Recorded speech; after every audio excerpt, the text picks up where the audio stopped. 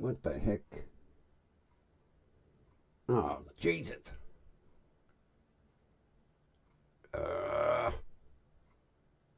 Let's hope everything's all right. Yes, we're waiting for guests. We're being polite. We're waiting for guests. As soon as we have a guest, then we start the show. That's the way it's going to be now. You don't just start. It was different when I was talking to myself. But now, since we have guests, we wait till the guests appear, then we start the show. Because I'm not talking to myself anymore. Or you, which is like talking to myself. Oh, we have a guest. Okay, time to start the show. Here we go.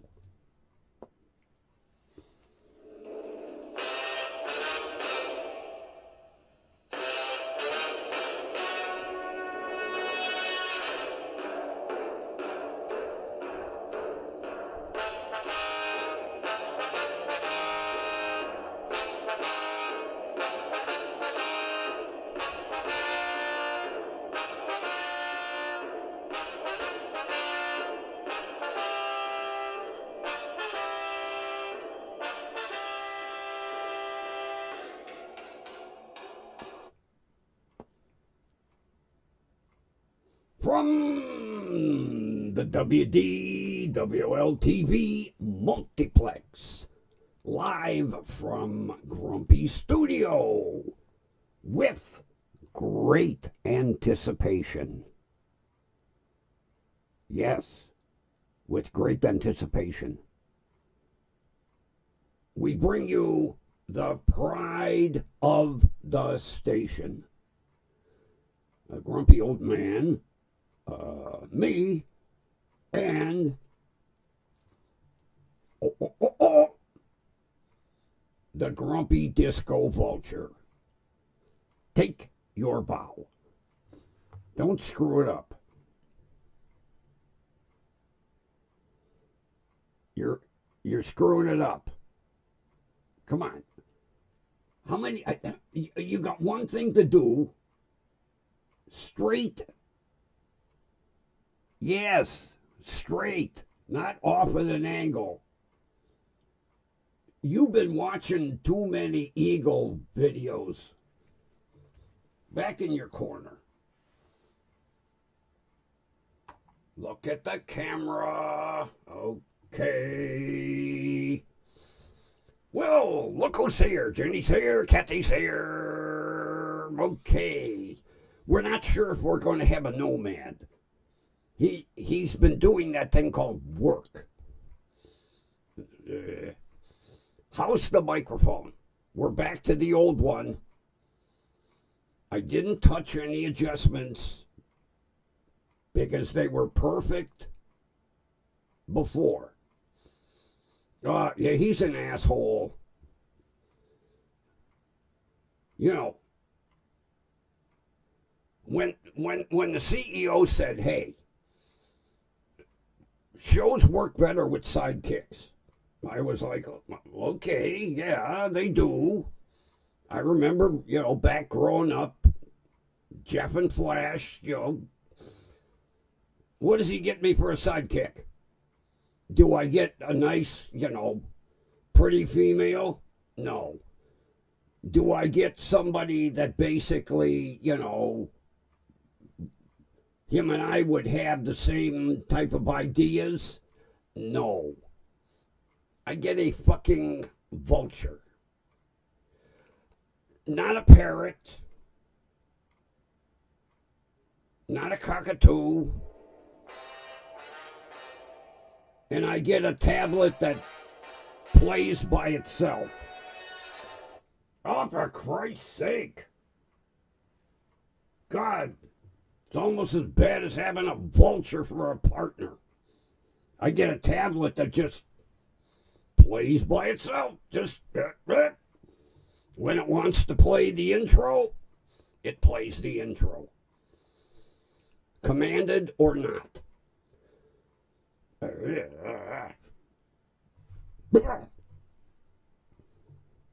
I know. I've been saying I'm going to get the other tablet, but you got to remember, this one weighs about a pound. My other tablet weighs 10. Yeah, 10. Because it came out of police service. Police tablet. Oh, for Christ's sake!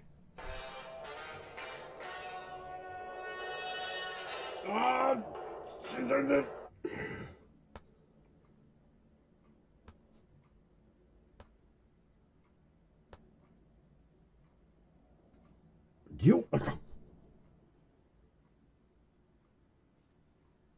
Oh my God.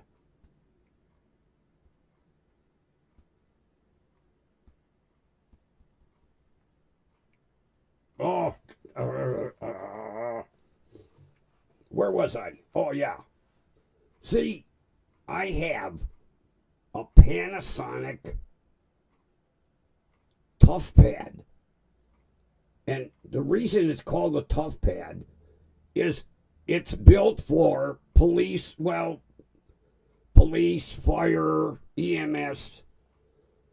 And you could drop these things out of a helicopter and not hurt them.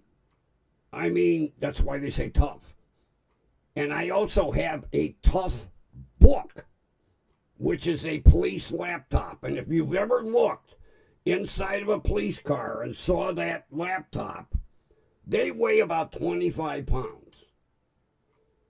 Because they have a hard aluminum shell around them.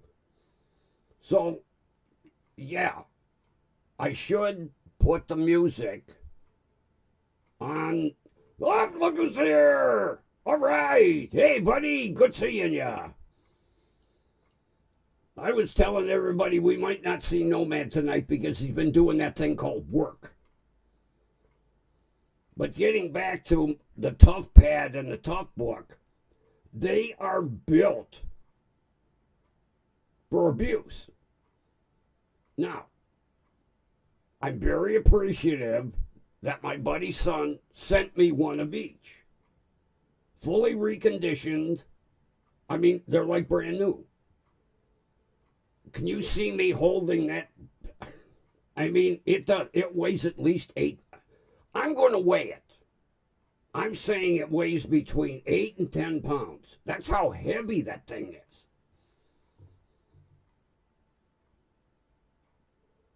is. And the tablet's even worse.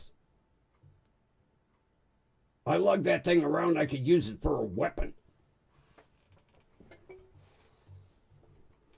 So that's why we're still using this old relic LG.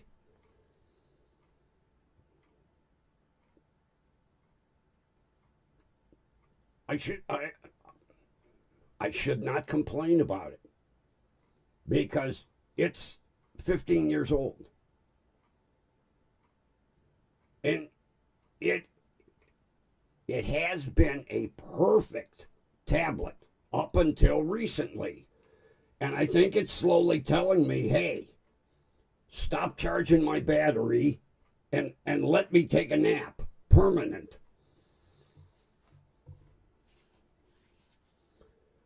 I appreciate it. We're slowly gaining more people. And we're up to what, 86 subscribers? We're not that far away from 100. And we're getting new faces in the chat like last night. If you saw Tim Sheehan, I was shocked to see him pop in. Now, I don't know if he'll be here tonight.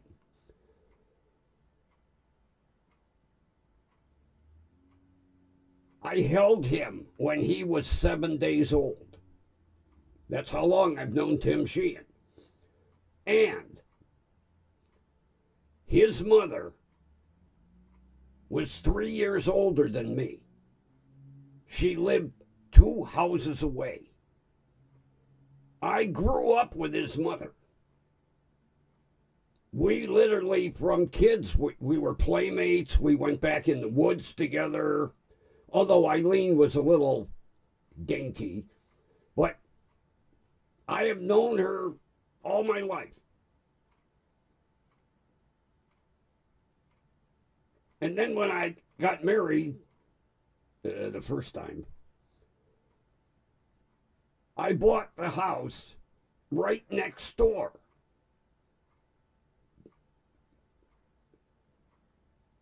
When Eileen got married, her father gave them the house she grew up in for a wedding gift. So her and Jack lived next door to me. I could sit on my front porch, and Eileen would be sitting on the couch next to the window, and we would chat back and forth. And then, I mean, we were like family. So I've known, Timmy since he was born. Saw him grow up, turn into a fine young man, responsible. Now, both his mother and father are passed, but Timmy is living in the house he grew up in. He's right down the street from me. So, I mean, he just finally got all the paperwork for the house. He just moved back into it. So I'm waiting till he gets all adjusted and that. And then it's almost going to be like old times. And like I told him last night, get that goddamn Camaro out of the garage. I want to drive that son of a bitch. It's a 90, what the hell year is it? 96? 90, but, oh, what a ride. Oh. And if you knew Timmy, I have never seen someone more meticulous in taking care of an automobile. Spotless. So I want to take a few thousandths off that clutch one day. I told Timmy I'm going to teach him how to sidestep it. When I told him that, he was like, huh? He'll find out. He'll find out what sidestepping a clutch means. I can't do it with the shitbox and the Rab because there's not enough horsepower. His Camaro's got the horsepower for me to sidestep the clutch. And then he'll probably never even let me sit in it again. But yeah. And then, a sad note. Sheehan is Irish. What is the big day for Irish people? St. Patrick's Day. Unfortunately, what day does Timmy's mother pass away? St. Patrick's Day. It's kind of a tough day to celebrate. It really is. When you're supposed to be partying and, we're thinking of poor Eileen. I'll tell you, she battled cancer and went into full remission twice. The third time, not so lucky. She even had a bone marrow transplant And it sort of was taking, and then it didn't. And she got the bone marrow from her twin brother. There couldn't have, the doctor said there couldn't have been a better match. Something went haywire. And we lost her. And then, like you say, St. Patrick's Day.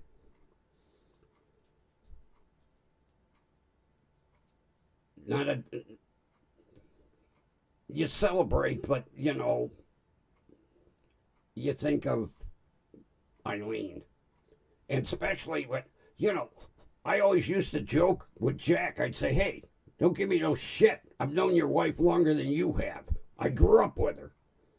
We made mud pies together. Goes to show you how young we were. But, so I'm now kind of like the overseer of Timmy. And a hell of a kid. And Timmy Jr., you ought to see his son. Well, his son's bigger than he is, you know, but a hell of a dad, a hell of a kid, growing up. Never got in any trouble. Never. Kind of like the perfect kid. Had excellent grades. Works for a Chevy dealer. God, he's been with them, Jesus Christ, 20 years, 25 years. If he pops in, I'm going to ask him. It would be nice if everybody at least popped in tonight. Neckbeard, Mears, Dr. Bob. It was nice having Dr. Bob in here last night. Yeah, we had Dr. Bob and I almost fell out of the chair when I saw Timmy's name come up. I was like, I cleaned my glasses. I was like, hey, what are you doing here? Now, Timmy he listens at work on either on his cell phone or his tablet. He follows the stream constantly. I mean, I've got a loyal follower. I think he was subscriber number 29. And then number 30 is his high school buddy, who I also know. So there's a little family outside the family going on here.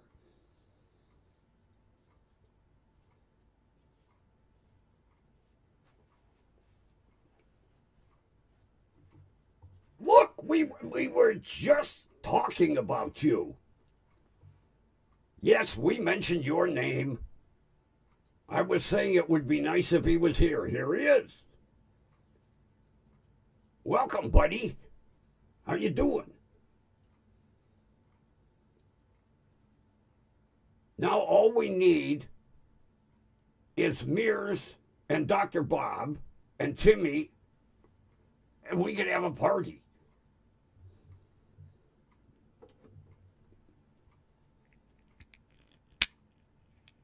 Come on.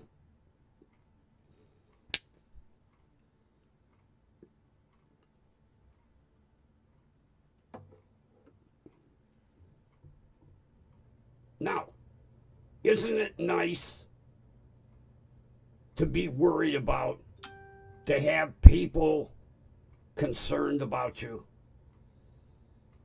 Especially people that basically are hundreds, thousands of miles apart. I was going back and forth with Nomad today talking about, first of all, I have to remember time because you sit here and you don't realize that people that you're chatting with are all over the world in different time zones. And I told Nomad, I says, I got to make a chart so that, I can remember Nomad's 4 hours ahead, and Mears, he's a day ahead.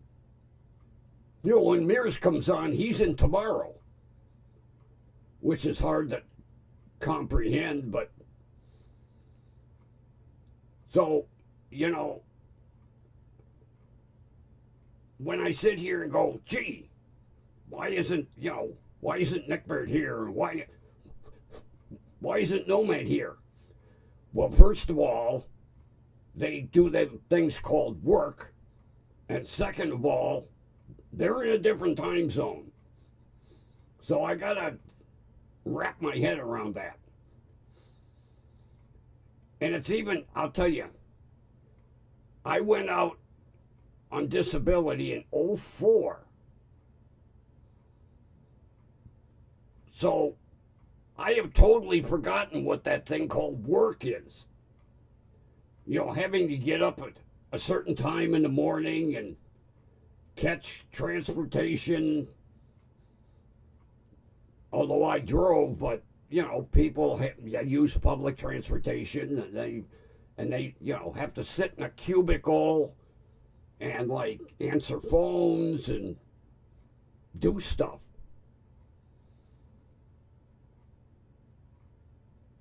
Do you sit in a cubicle, Nomad? Do they have cubicles over there?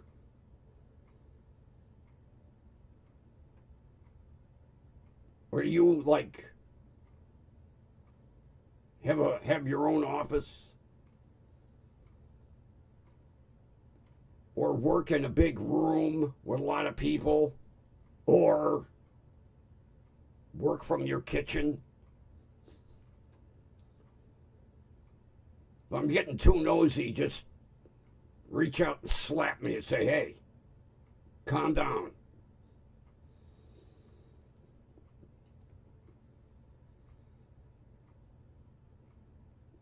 Now, since that virus thing, a lot of people work from home, which is something I find hard to comprehend. Because up until I went out on disability, I had to leave the house and go somewhere. These people that get up in the morning and, they got a cup of coffee on the table and they're sitting in their underwear having a meeting.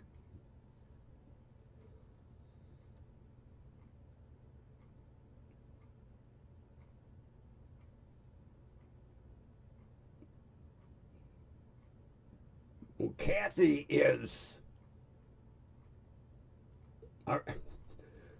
I was just going to say, Tennessee, you came in too fast. And Kathy, mileage-wise, isn't really that far from me. I would say probably a 12-hour drive from here to Tennessee. I'd have to check it. But I could probably drive down there in a day.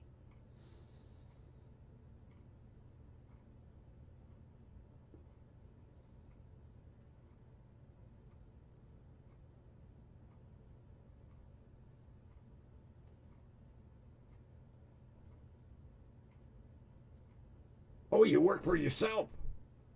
Oh, I didn't know that. Good for you.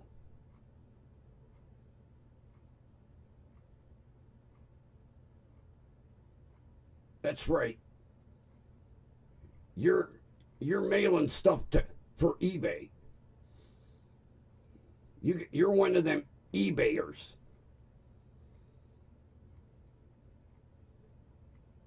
Although I didn't see anything in your eBay that I would be interested in. No offense, just not my cup of tea. Poke your man cards and various sundries.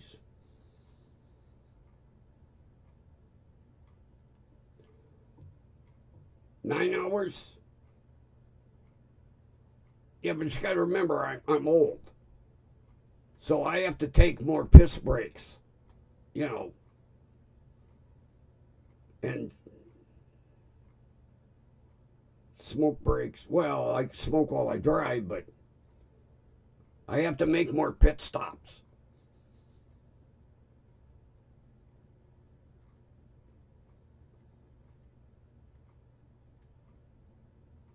What is TCG?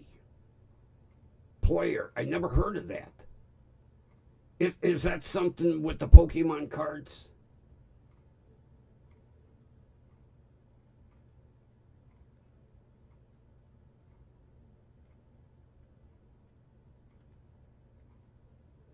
Yeah, I gotta.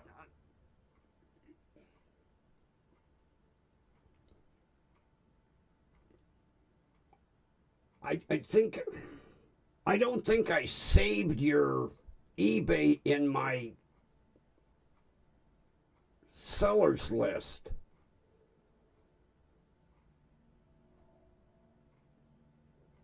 But, I just gave it a quick look. I didn't really go in detail. Who knows? There might be something there. I have strange interests in things.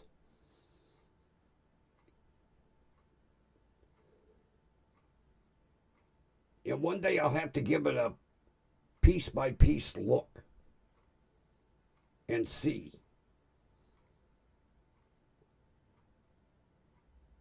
But then if I bought something, you wouldn't know.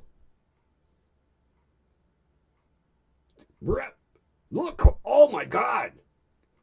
One of my high school buddies, Roger. How you doing, buddy? Him and I went to high school together. We graduated together. He was a little farther ahead in the class than I was, though. I was probably middle to bottom. You're coming through on this end. At least I see the name. Ah, damn, I'm ready to fall out of my chair. Oh, I know you listen every night, especially if the mic goes haywire. You're one of the first ones to say, hey, asshole, it's echoing again. Like last night. Oh, God, that microphone last night.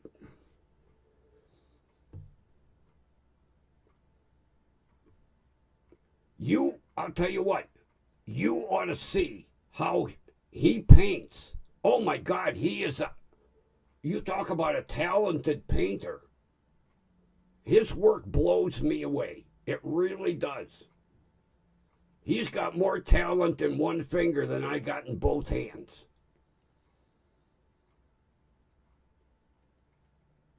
It's nice to see somebody we graduated high school in 1970, so that goes to show you how old we are. And Facebook bring everybody together. That's the one thing I can say about Facebook. Oh, Roger, you do beautiful work. Really. I'll tell you what. You ought to be proud of that work, because I'm just blown away. I really am. I would like to have one day, but I'm what's the word? Let's see. Cheap. I got to quit using that. Everybody says, "Oh no, you're frugal." No, I'm cheap.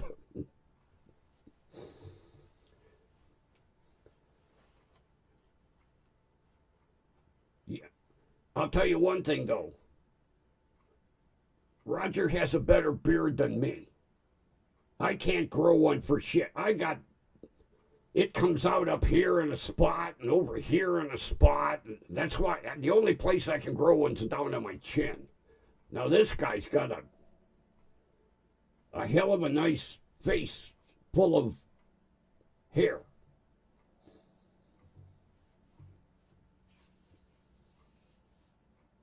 Now see, we got a Tennessee here. We got a Florida here. We've got England in here. The wonders of the internet. You know, when I first got on AOL, and they had, the big thing was chat rooms back then. And, you know, you chatted with people, but you really didn't know where they were because a lot of people were very sacred about. Now, it's amazing. Indiana, oh my God, I could throw a rock from here. I used to go. I went through Indiana many times.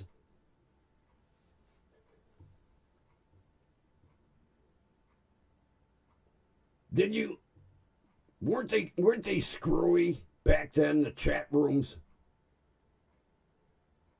You look back now. Now, back in the day, that was big stuff. Oh, I'm going to be in a chat room tonight.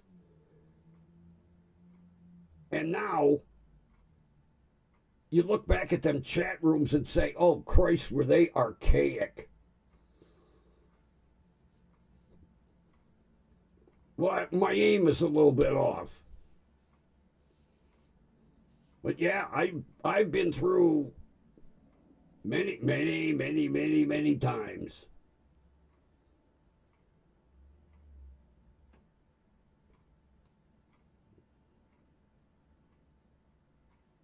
You're one of my neighbors.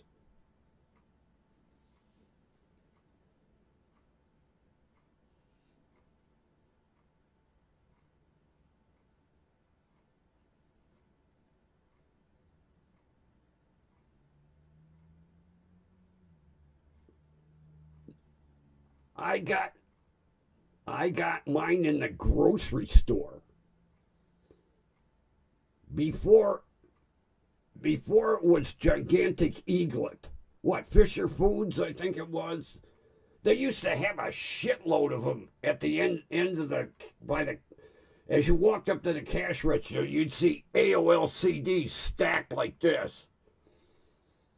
I've got one somewhere. I've got to find it because I saved it for posterity. But yeah, you walked, no matter where you went, grocery store, hardware store, whoever was dropping them AOL CDs off, everywhere you went, you saw a damn AOL CD.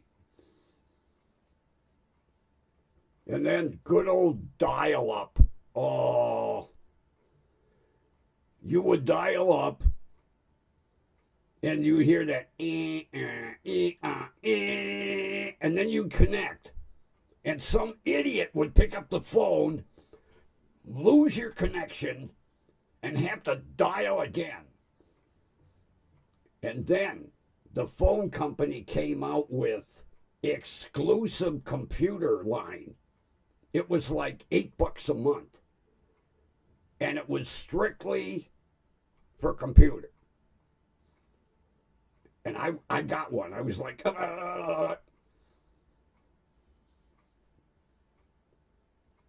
What was your first computer, Roger?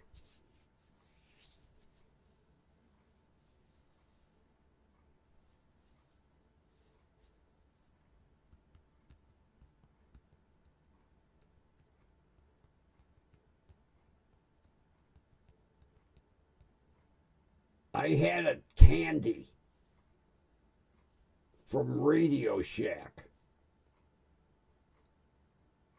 It weighed about as much as a Volkswagen. It was huge. And the printer was gigantic, and it had a 5-inch floppy.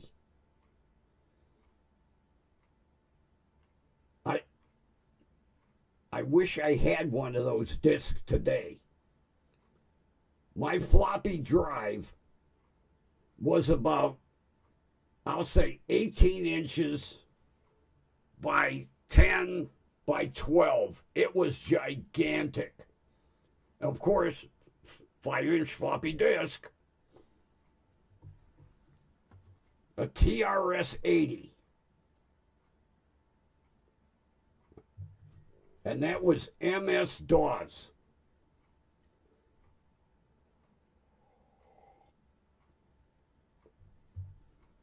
Yeah, good old TRS-80. And then I bought a compact with Windows 3.1. Oh, the first version of Windows. Oh, and you had graphics. Oh, that was like a Cadillac of operating systems. Windows 3.1. But my Tandy TRS-80 was MS-DOS. They really did nothing. The first computers were like worthless. They really were. They were worthless. I mean, big deal. What did they do? You didn't have internet to connect them to.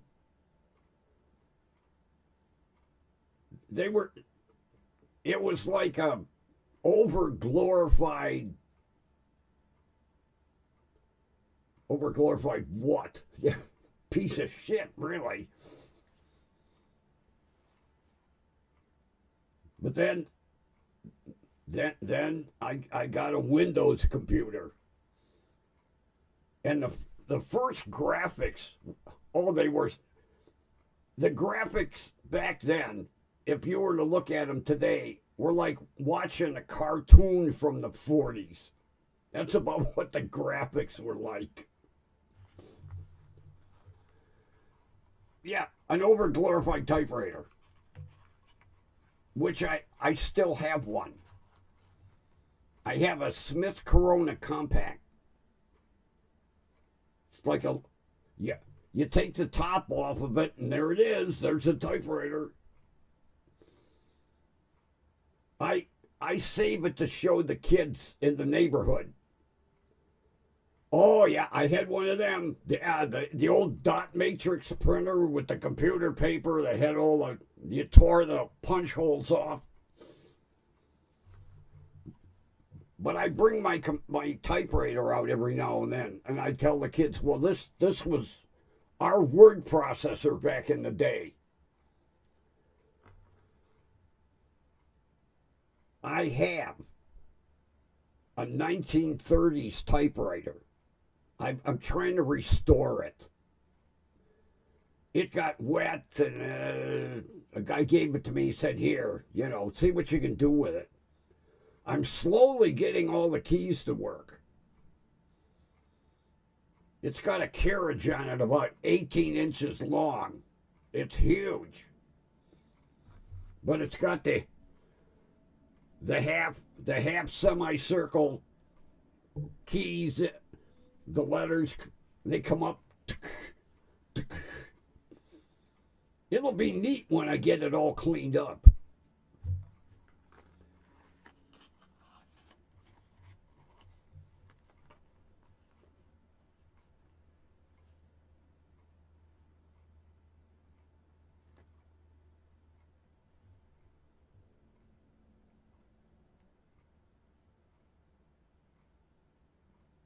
I'll be damned. I didn't know the BBC was into that. Oh my God. A little history lesson from our wrench across the pond.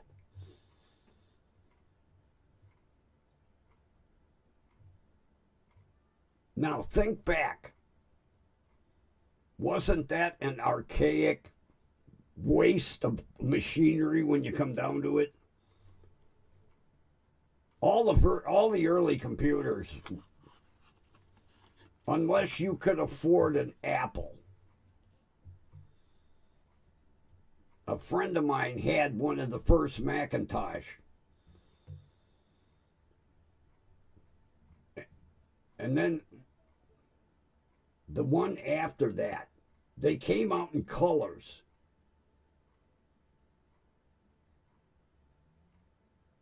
Oh, what the hell was the name of that Apple computer? They came out in all different colors, red, green, blue. I'll never forget when they came out with gray, and Steve Jobs was like, oh, we have slate gray now, you know. But you could see all the insides of the computer.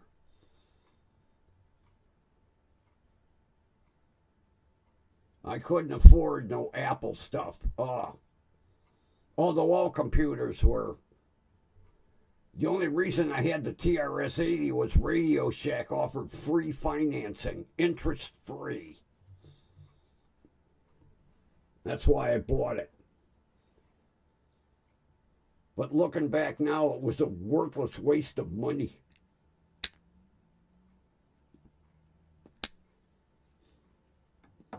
God, those were the days. If you owned a computer, everybody thought you were like a god. Oh, he has a computer. Can we come over and see it? Yes, viewing time will be between 7 and 9 p.m. Make an appointment. Thank you. Yeah, I remember my neighbors going, wow, what does it do? I didn't have the heart to tell them nothing, but it looked impressive. Look at all them black boxes.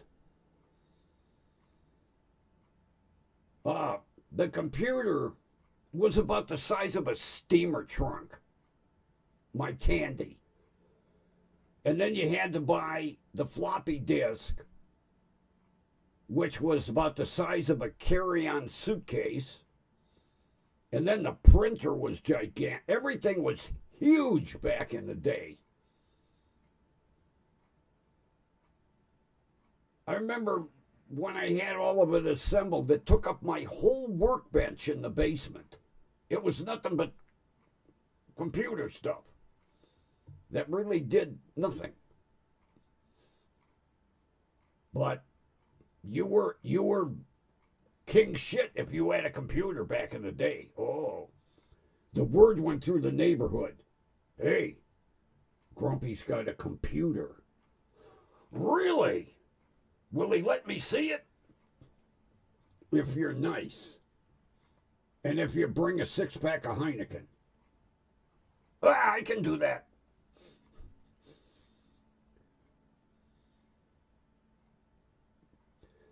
Nomad, don't you wish you had that today? What it would be worth?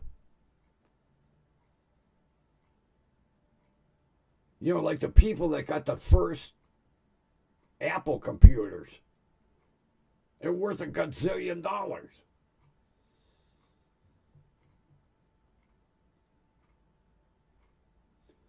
And here we sit today.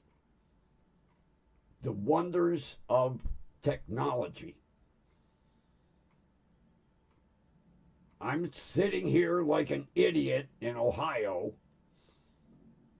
and Nomad is sitting in front of his computer across the pond going, goddamn Americans look strange. And Jenny and Kathy are just laughing.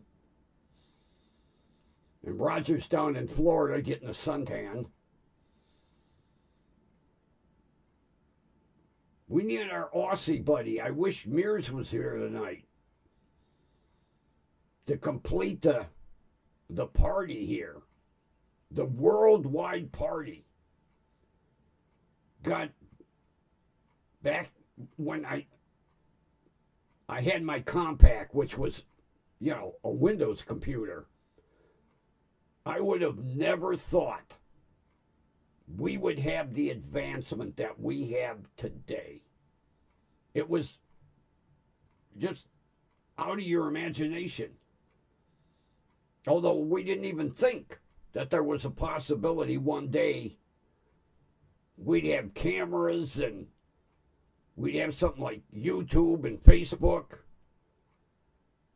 where we could get on live and communicate with people around the world.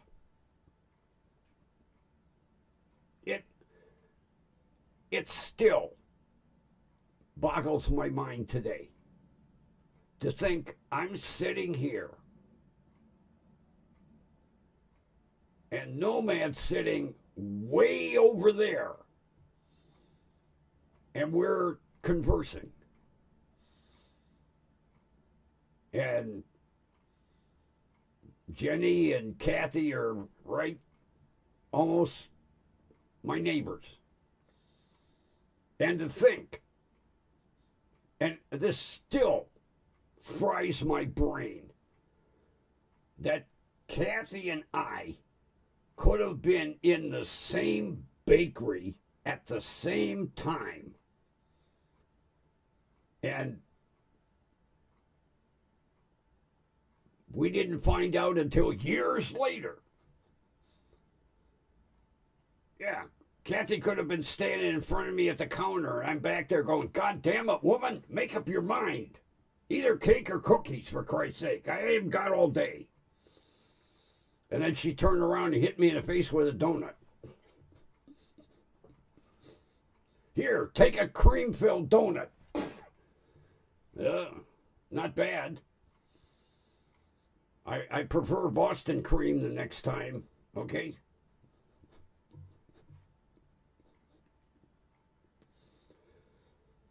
We're standing there at Kaiser's Meat Market going, gee, do I want pork chops tonight or spare ribs?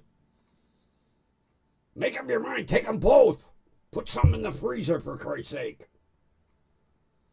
I'm getting old standing here.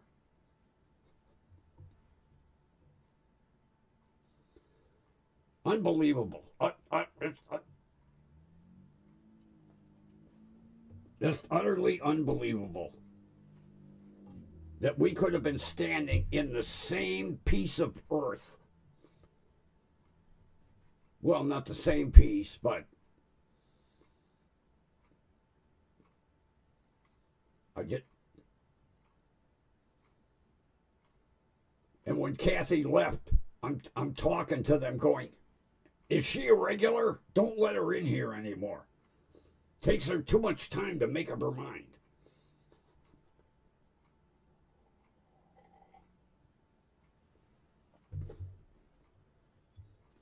Or if I left, Kathy'd be saying, don't let that asshole in this place ever again.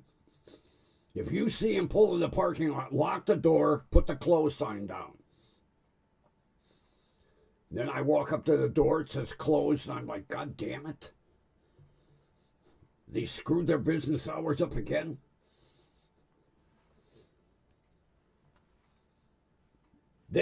I'll tell you what, I used to really piss them off on a Saturday because I would show up just about before closing. And I could see the look on their face like, oh, jeez. We were just getting ready to lock the door.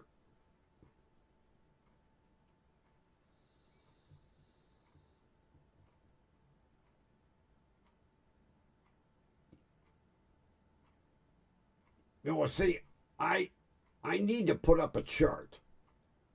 Now, I know Nomad is 4 hours ahead. And I know that Mears is a day ahead. That's the thing that really We're sitting here on Friday, and when Mears chimes in, it's Saturday.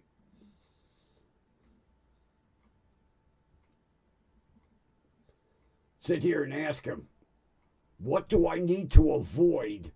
What happened between today and tomorrow?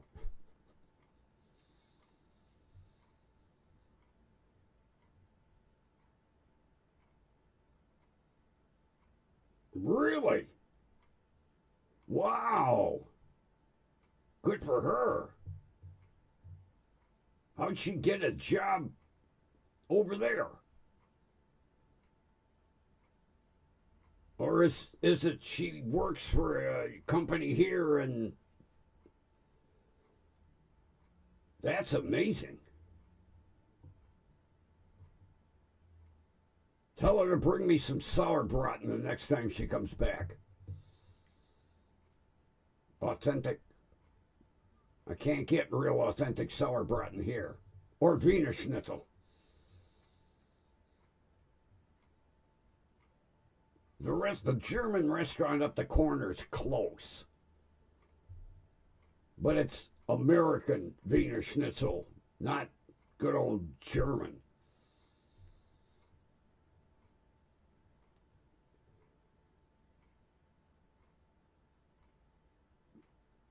My God.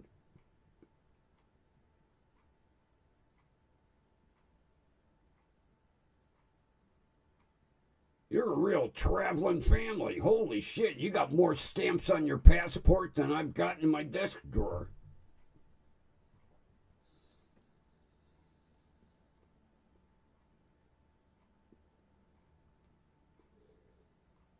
She has to go to Berlin? Wow. Does she have pictures of where the wall was? Because I know it still shows. I mean, they preserved.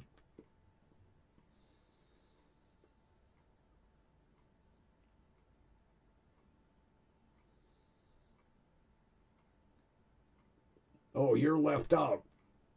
The girls have a passport, you don't.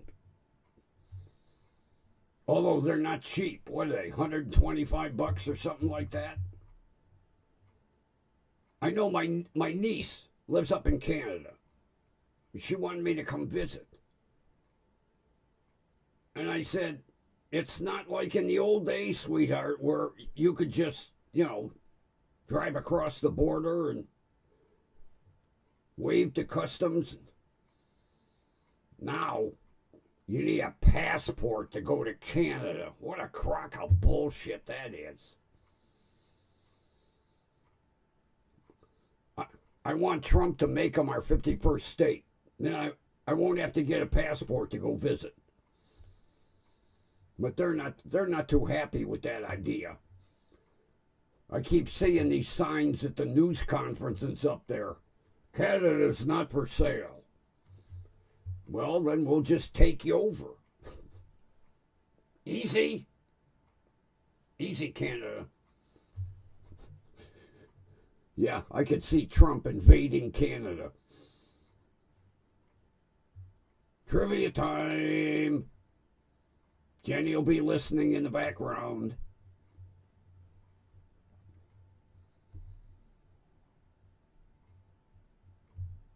Yeah, that really ticked me off.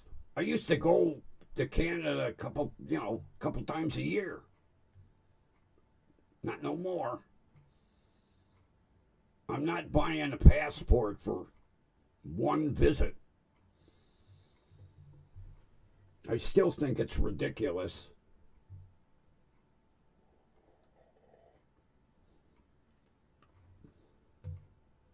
Now, a passport to go to Mexico? Okay.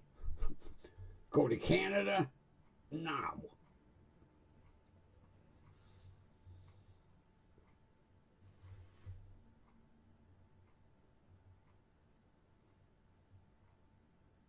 Wow. I think in US dollars that works out to like 125 with the exchange rate. or somewhere close. Yeah, it's expensive.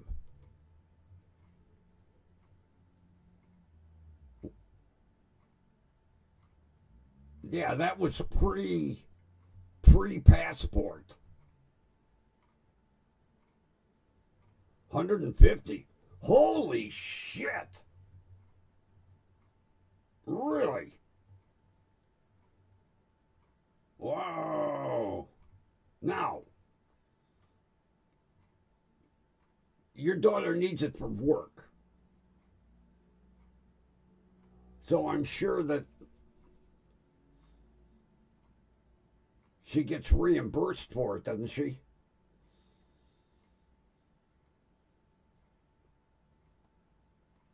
$150. Whoa. Somebody'd have to be doing a lot of traveling for $150 for a passport. For me to go to Canada once or twice a year, it ain't worth it. Although my niece ain't coming down here either because she ain't buying no passport either. Yeah, but I'm sure it's not that much less.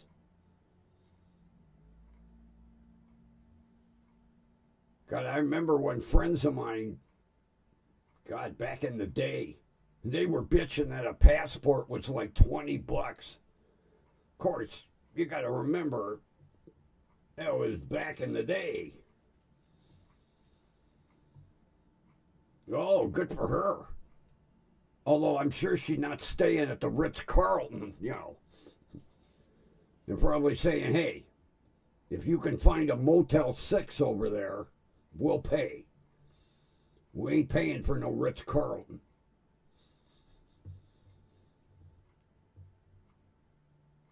Okay, I hope you win tonight.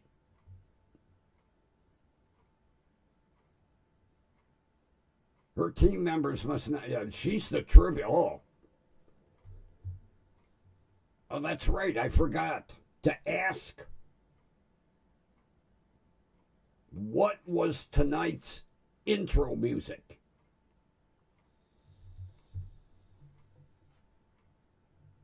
I forgot to ask that.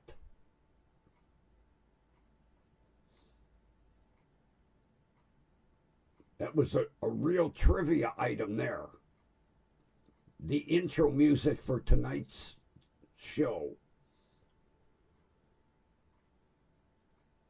Now everybody's going play it again. The damn tablet played it 4 times by itself.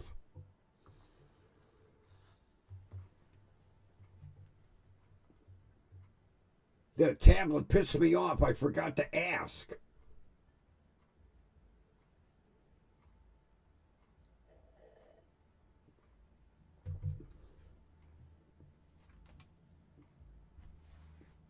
It'll probably play it. Now it doesn't want to. Come on.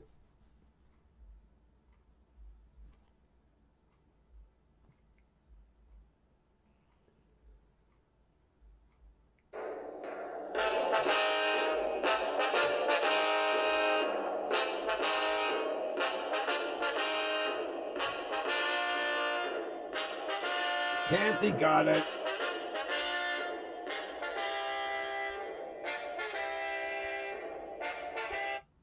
Kathy got it. God. I'm never going to be able to stump her. No wonder she's so good at trivia. I'll have to really dig into my music archives. Although the other night she got the damn Charleston from the 1920s. I don't think I'm ever going to be able to stump you. Yeah, both of you. You're both so good at trivia.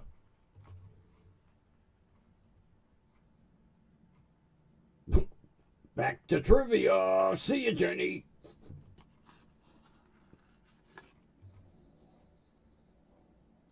That was one of my favorite shows, Dragnet.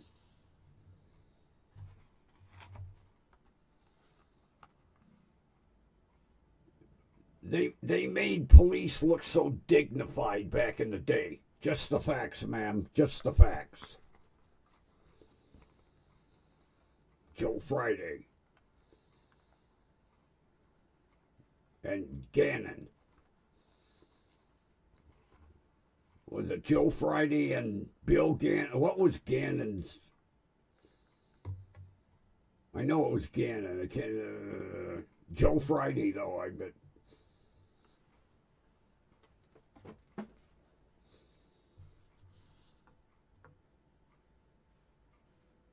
Yeah, I really got into Dragnet,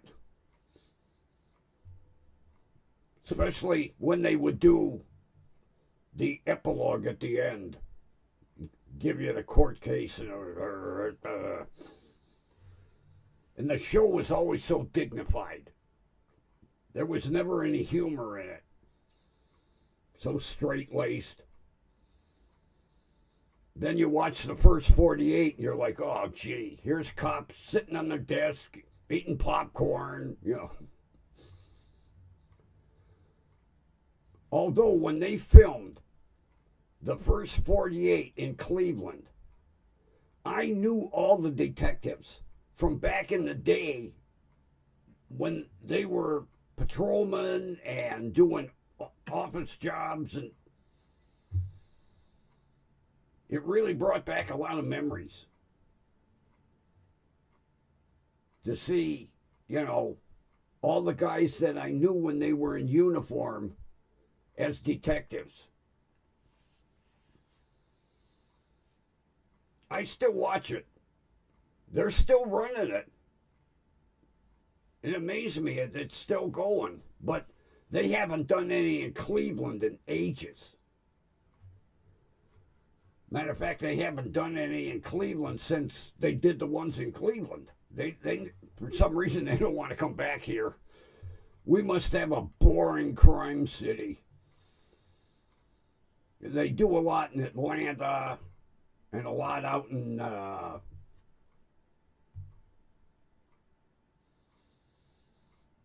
west. I'm trying to think.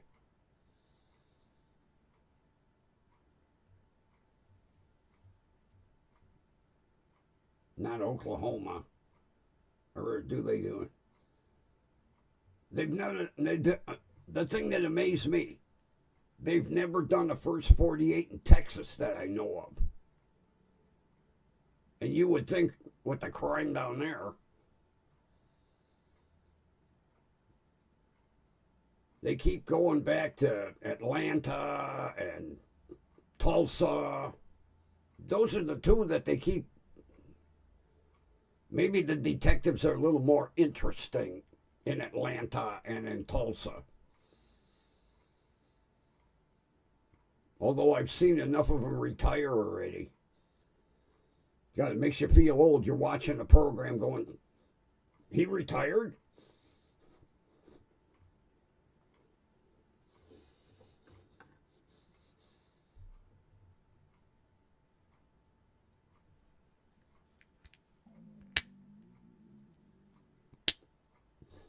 The other night it was hilarious. I was watching reruns of Cops. How that show stayed on the air for as long as it did. When you look at, although they did several segments in Cleveland.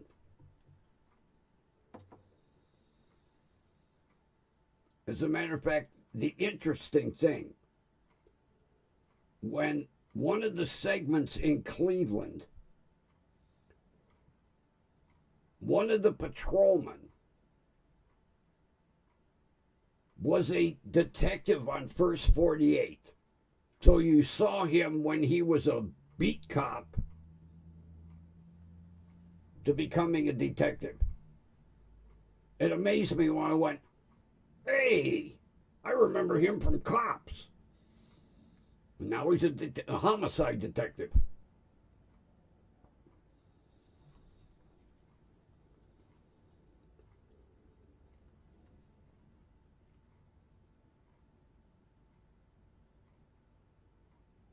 As a matter of fact, they run a lot of First 48 on YouTube.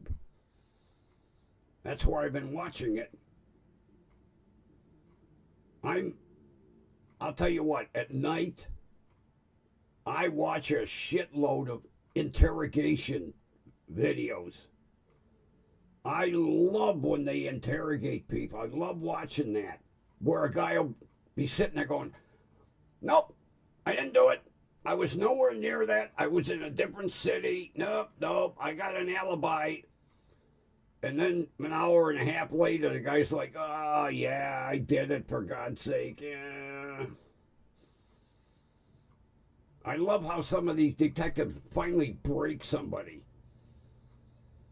Although, today, you know, you got cameras everywhere and and, you know, here, let me swab your, so we can get some you know. Okay. Yeah, that Q-tip left. Couldn't you got a better Q-tip? Yeah, that Q-tip got big.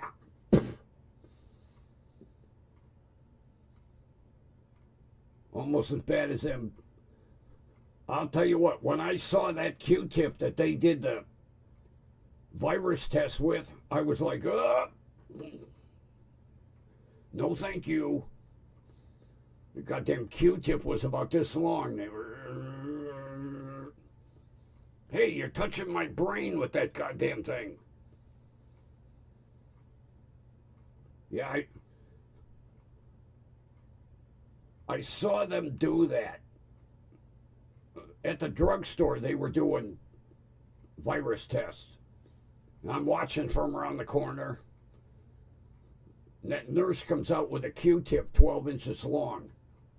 Don't move. Like a shish kebab.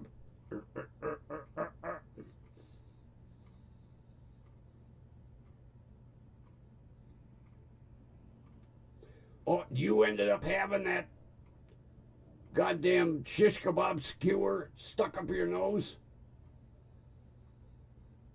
Not me. I saw that and I was like, I don't think so. There's got to be a different test. I ain't taking that one. And I didn't. As a matter of fact, my doctor still gives me hell. You know, you need a booster. Booster? I didn't even get the original shot, let alone a booster. I said, go look in your records, Doc. Yeah, he keeps pestering me. Well, you know, you're getting old. Yeah.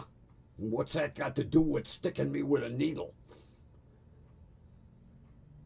Well, you know, you want to be safe.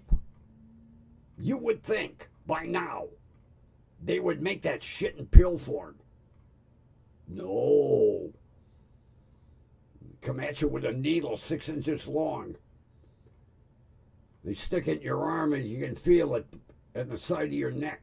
Hey, get that needle out of here. Yeah, I know. I'm a big baby.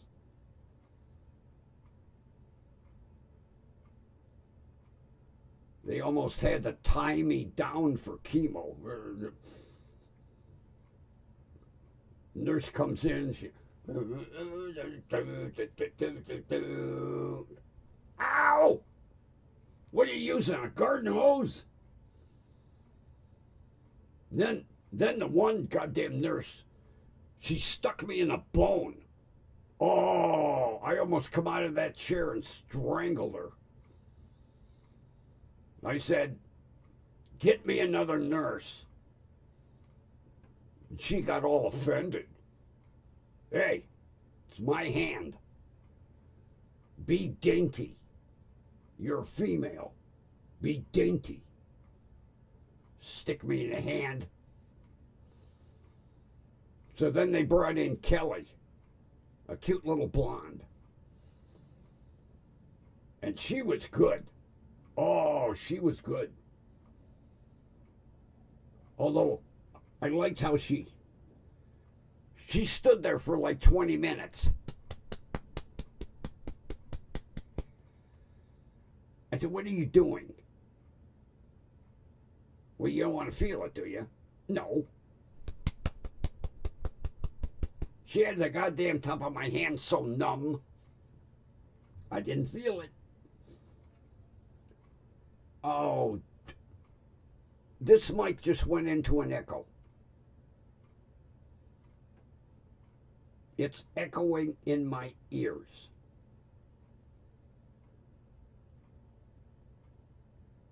And this mic doesn't have an echo button. I don't know why it does that. All of a sudden, like somebody flipped a switch, it's echoing.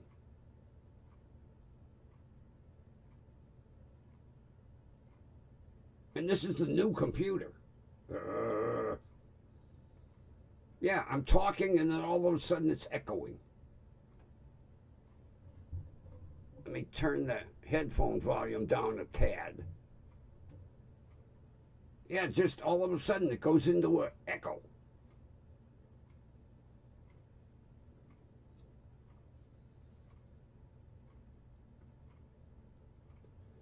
Technology doesn't like me. Although I'll tell you, that Logitech camera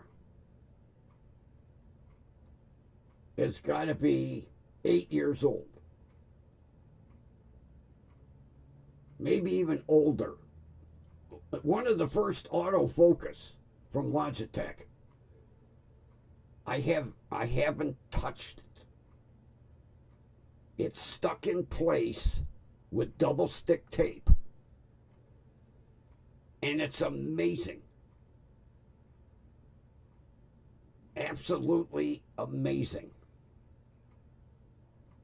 It's about the only thing that hasn't screwed up.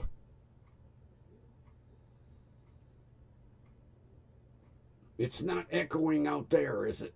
Just in here. Actually, I think my brain quit working, so the sound is just bouncing back and forth inside my empty head.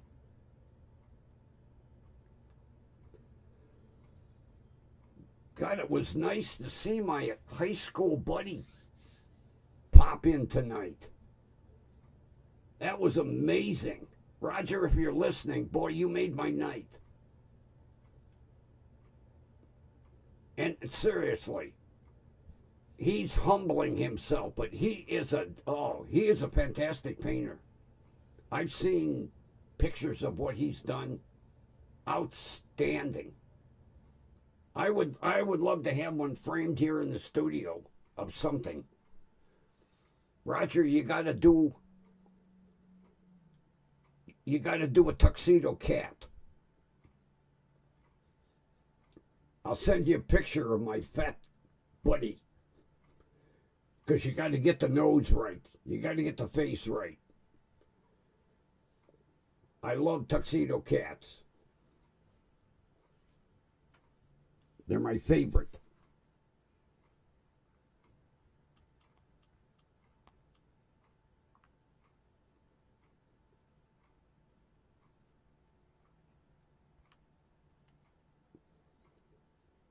Of course, there's too much shit on the screen, but you got to get the facial features right, and there's too much glare to really see. There we go. With his pink nose and his cute little face. He's adorable. Well, he was when he was a kitten. Well, he wasn't even adorable as a kitten. Oh, what a mountain lion he was.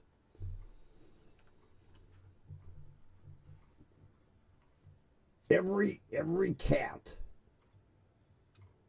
that I have had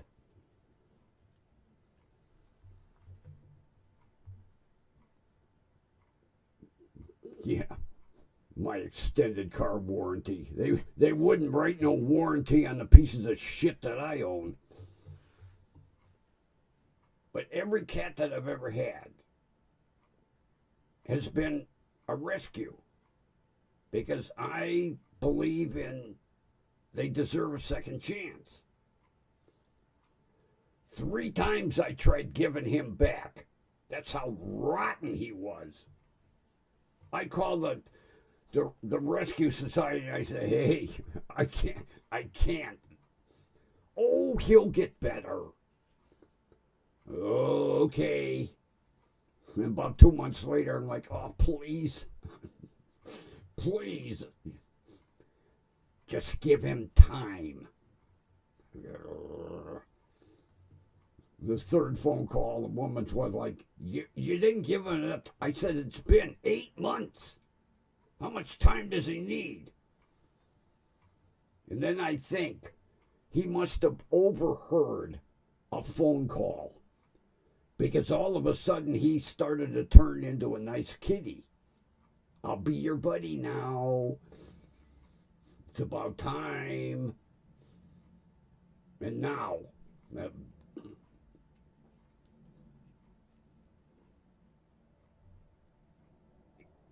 at night, he's in and out of bed. And he drives me insane. Because he'll get out of bed, and I'll get all comfy. And then he gets back in the bed. And then he's got to get right here in my armpit. And he'll be nudging and nudging and nudging. And I'm like, God damn it, you woke me up. And then when he gets all comfy, then I get the massage. Sorry, I woke you up. Here, I'll put you back to sleep. In about 20 minutes, he's massaging. And every now and then the claws come out. I'm like, hey, there's skin there. Okay, sorry. Every night. 4 or 5 times a night. In and out of bed. And he knows I've got insomnia. So he waits till I fall asleep. Then he gets back in bed. You're sleeping. Wake up. I don't have the heart to yell at him. I'd like to. I like the massage, though. Because he'll do it with all 4 feet. And when you look at him, the intense look that he has on his, oh, I'm going to do this right. But all 4 feet. So he gets the armpit and the rib cage. And he's been doing this for like 5 years. In and out of bed, massage. Get out of bed, get back in, massage. Get out of bed. About half an hour later, get back in, massage. I've never had a cat like him. Never. And then he knows at night he gets his delectables. So, like right about now, he's sitting outside the studio door. And I come out and it's like, it's delectables time. And I go, okay. So I go get the delectables. And he jumps up, gets ready for me to put the bowl in front of him. And then, if it's one that he doesn't like,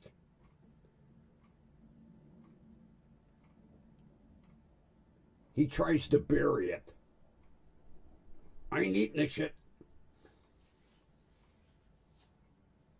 Is that your paintings? Is that your Facebook with your paintings? So everybody can see? Everybody, you got... Write that down. Go in and look at his artwork. And tell me that it's fantastic. Because it is. I say he got more talent in his pinky finger than I got in all of these. If I had art lessons for 10 years, he still got more talent than I would. I'm lucky I can paint the side of a house with a brush. The detail in some of those paintings, wow. But you got to do a tuxedo cat. I'll tell you what, there were some I was tempted. I was like, oh.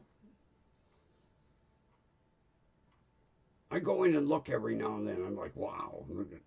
Matter of fact, I put some of our classmates onto your paintings.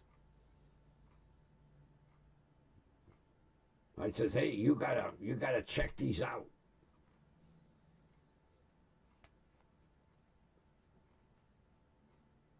You're down in that warm Florida sun, out on the veranda.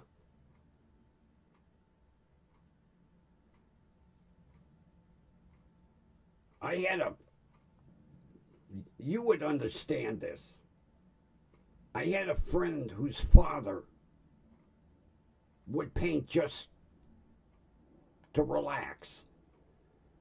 And he used to paint with like trowels. He had these little, they looked like cement trowels. He didn't use brushes. And he did amazing work. But he used they looked like little miniature.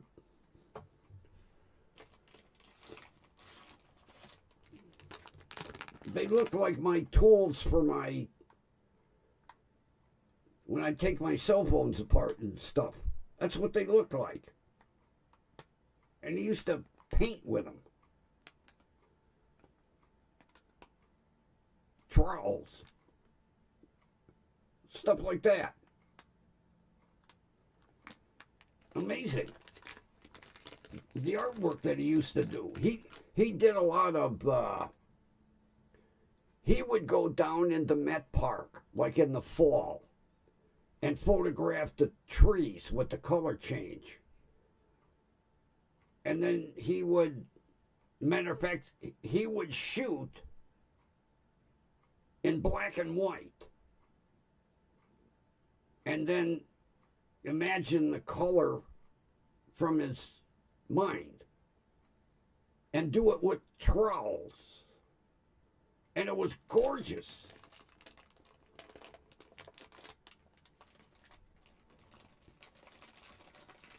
And it was a riot because he did it for relaxation.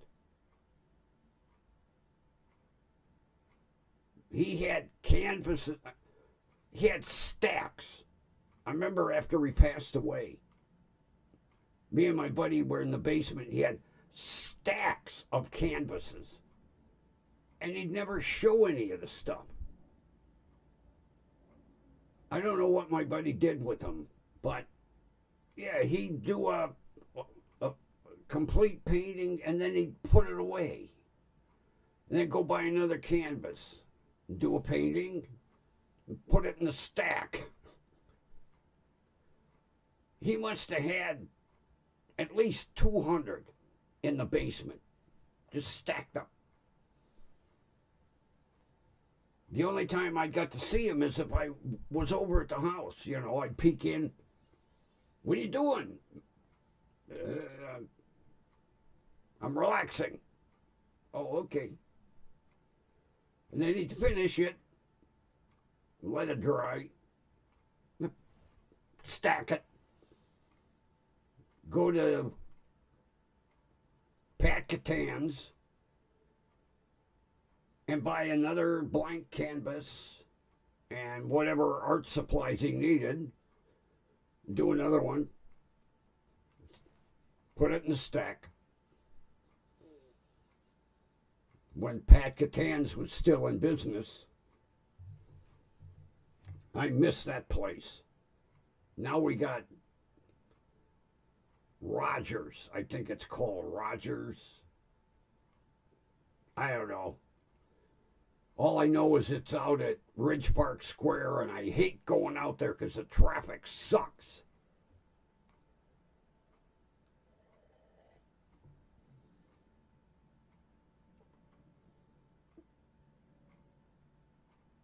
No, because I'm not really into artwork. I'm sure he probably had news articles and that done, but no, I never heard of him. Sedlin, huh?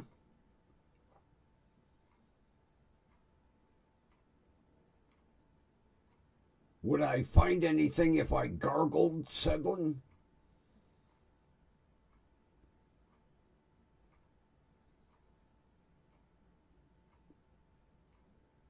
Evidently, he probably was a pretty good artist. But no, not being in the art world. I'll never forget, I think it was in grade school when we went to the art museum on a field trip. Oh boy, we get to leave school. I was bored. Of all places, you're going to take grade school kids to the art museum. Like we appreciated what we saw. Oh, look, a Van Went. Oh. And a Picasso. Was this guy on drugs?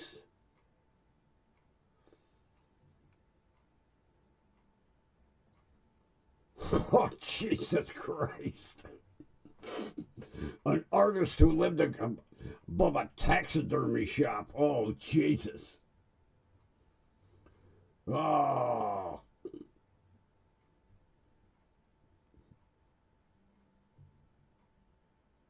I didn't know there was a taxidermy shop in Bedford. Although I didn't get over there that much. And if I went over to Bedford, most of the time was just the Kazers. So I get what I want and leave. There was no reason for me to tour the city of Bedford. I didn't know anybody over there except go to the bakery, go to the meat store, maybe have a funeral. I mean, that's about as far as I got into Bedford. Oh, speaking of, not Bedford, but that side of, well, not that side of town. Get this.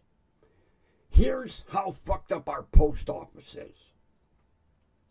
I'm waiting for a package, and I look at the tracking number, and it shows the package at the main, down on Orange Avenue, down.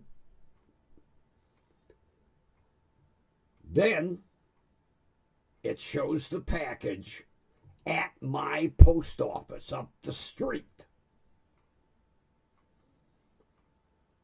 Package should be here, technically, today. I look at the tracking number, and overnight, it went from my post office to Cleveland Heights. It was at my post office. Why did they send it to Cleveland Heights? I'm looking at the zip code, 44111. Okay. Today, arrived at 44118. What? Even my postal carrier couldn't understand it. I said, yeah, it was in the bin, ready for you to sort and bring to me. No. It went back on the truck and went to the Cleveland Heights post office.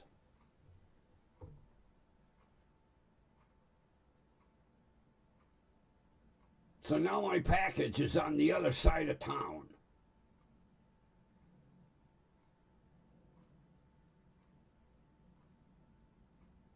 hopefully, when I go in tomorrow morning, it will say, ready for delivery at 44111.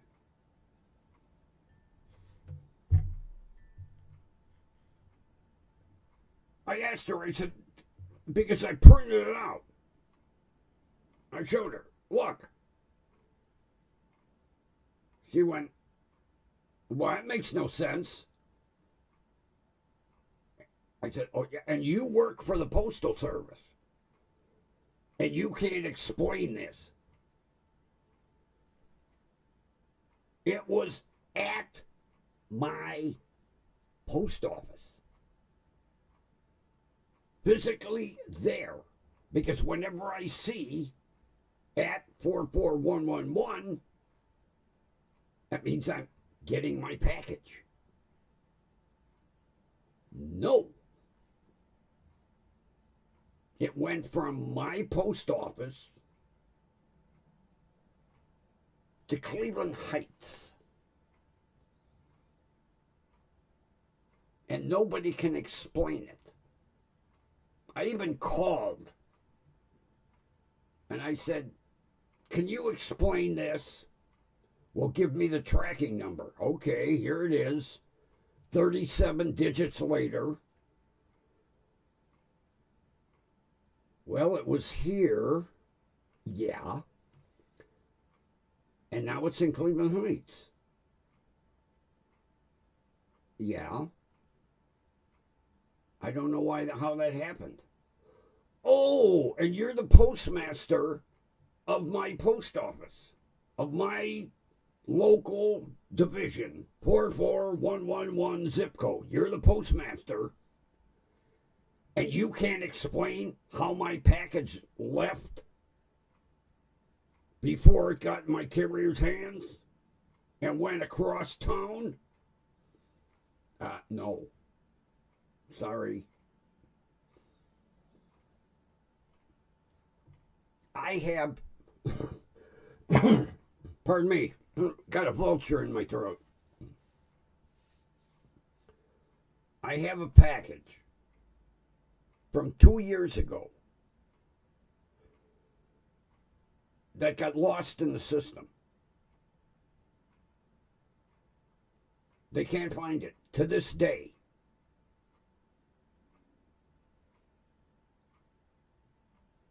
And now, nice enough, the guy that I bought the item from sent me another one. UPS. Free of charge. But the original item is floating around in postal land somewhere. He never got it back. I never got it. The last thing they showed, it was at the Main downtown. From there, they have no idea where it disappeared to.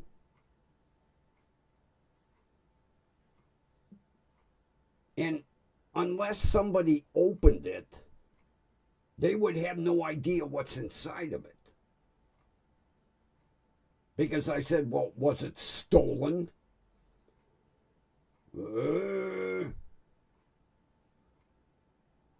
But that means somebody would have to physically start opening packages and going, oh, no, I don't want this. We'll tape this one back up.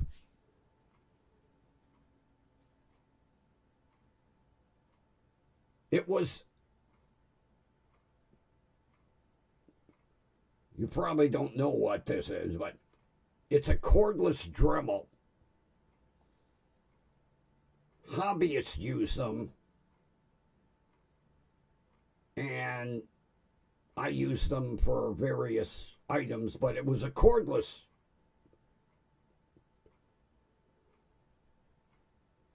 Unless somebody had x-ray eyes and could see in the package, but it hit downtown and vanished.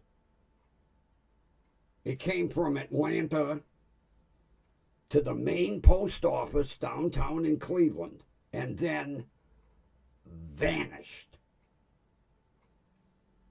You have a Dremel? Cordless?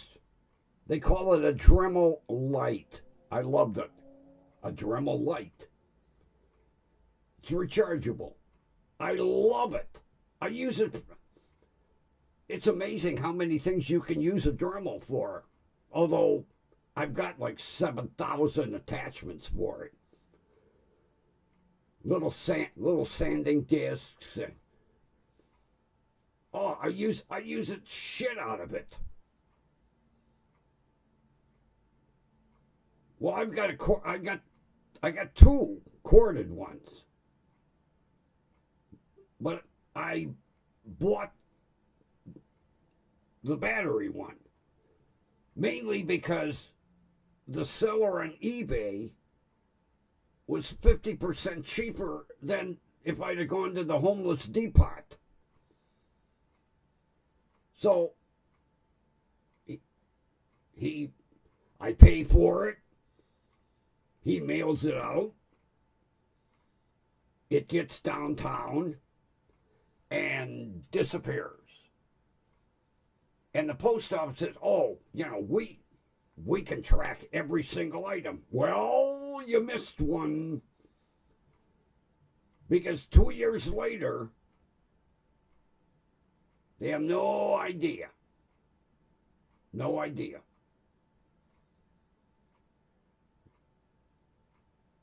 They can't tell me what happened to it. They can tell me it arrived. After that, they have no idea where it went. Gone.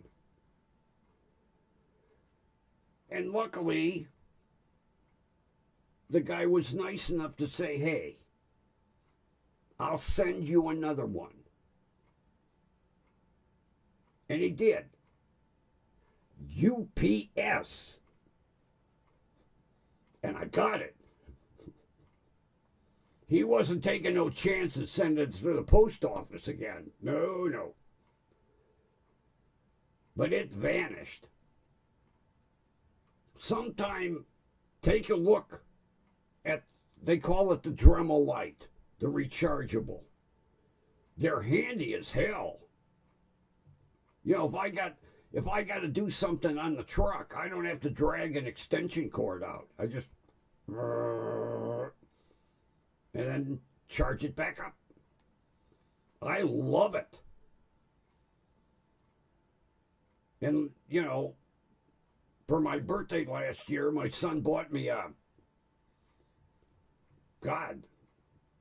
it's got like 500 items in it. Oh, you name it. What if it's for a Dremel, it's in there. But they are the handiest tools. They really are. A lot of people, you say a Dremel. What the hell's a Dremel? I love them. I use the shit out of them. It's amazing how many things you can think to use a Dremel on. Rather than regular, power tools. Oh, I can fix that with my Dremel. There we go. It's like my door was sticking a little bit. Put that little sanding drum on. Oh, perfect. They are the greatest invention on earth. God, I've had one since the 70s. That's when I bought the first one. And then I think in 2000, I bought another one because I got a deal on it. Both of them with cords. And then I spotted this one on eBay. I was like, oh, cordless. Okay. And the first one, now watch it show up tomorrow. My carrier will go, look what we found after 2 years.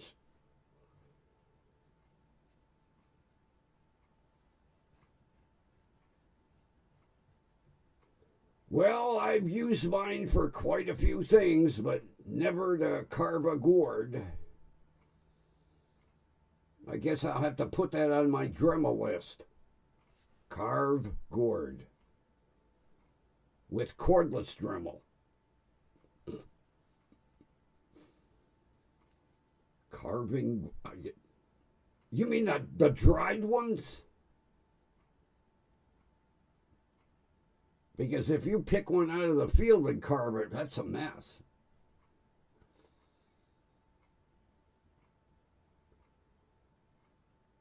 Deer antlers. Do you make jewelry out of deer antlers?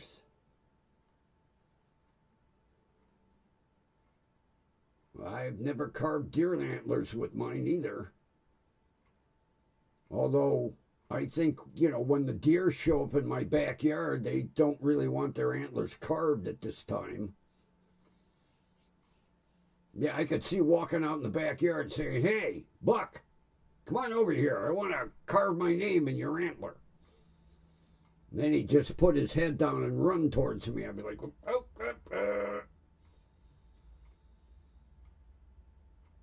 Yeah, it really ticks me off. Whatever scared my deer away, they never came back.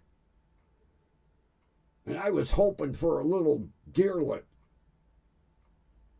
to be born under my big shrub out back.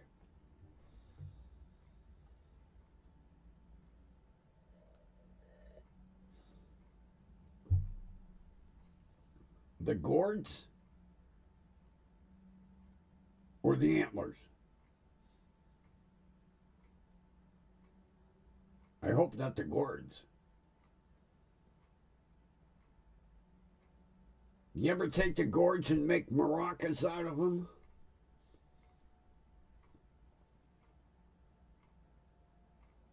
I've seen that once. In a marimba band or something. They had dried gourds and they put rice or something inside and made maracas out of them.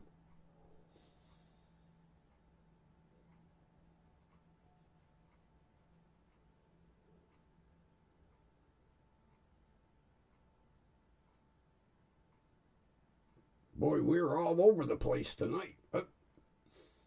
Not to mention we had a new visitor tonight. Oh man, I love that. My old high school buddy. And he was a tad higher in class than I was. Just saying. No Einstein here.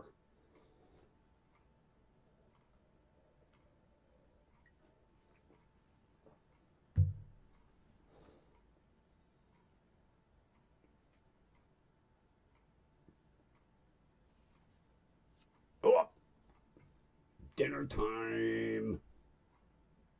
Time to feed the monster his delectables. Now let's see if we can get the damn tablet to cooperate to play the outro instead of playing Dragnet 47 times. This thing must really be going. It must really be shooting craps. But like I say, I can't complain. It's 15 years old.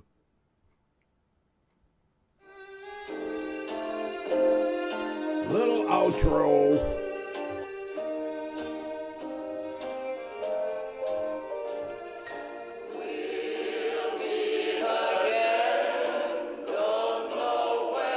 We know where, right here, WDWL TV, 7 p.m.